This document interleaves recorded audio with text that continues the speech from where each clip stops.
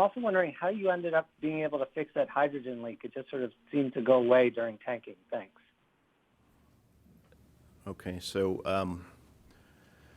as I recall, and again, it would be a good question for John Honeycutt tomorrow. The temperatures on the engines, it's about 500 Rankine that we're looking for on the engines before they're thermally conditioned. I don't recall exactly where the engines were, but engines 1, 2, and 4 were pretty close to that, and then 3 was just not getting there.